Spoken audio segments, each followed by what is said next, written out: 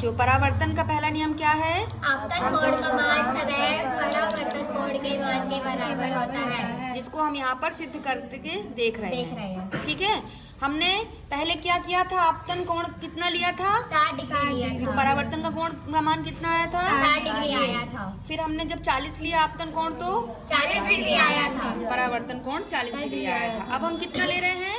50 50 degree ले रहे हैं। तो हम क्या देख रहे हैं? जब हम 50 डिग्री ले रहे हैं आपतन कोण का मान, तो परावर्तन कोण का मान कितना आ रहा है? 50 डिग्री आ रहा है। सिद्ध हो रहा है? यस देख पा रहे हैं आप लोग? Yes ma'am. चलिए तो फिर लिखिए, इसमें तालिका पूरी कीजिए।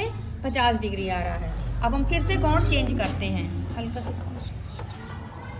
ये देखिए, अब हम 20 डिग्री पर 20 डिग्री करके देखते हैं। जब हम आपतन कोण का मान 20 डिग्री कर रहे हैं तो हम क्या देखते हैं? परावर्तन का मान कितना आ रहा है? 20 डिग्री आ रहा है। ये देखिए, जब हम आपतन कोण का मान 20 डिग्री करते हैं तो परावर्तन कोण का मान भी 20 डिग्री आ रहा है। ठीक है, हो रहा है सिद्ध? देख पा रहे हैं आप लोग? Yes ma'am. चलिए तो तालिका पूर्ण कीजिए। 20 डिग्री आपतन कोण, तो परावर्तन कोण भी कितना हो रहा है? 20 डिग्री हो रहा है। 20 डिग्री हो रहा है। इस तरह से हम देख पा रहे हैं कि आपतन कोण का मान परावर्तन कोण के मान के बराबर होता है। ठीक है, अब अगर ये प्रश्न आता है हमेशा परीक्षा में कि आपतन कोण का मान यदि 30 डिग्री है तो परावर्तन कोण का मान कितना होगा? 30 डिग्री होगा। 30 डिग्री होगा। अब आप इसको कर पाएंगे उत्तर को? Yes ma'am. ठीक है।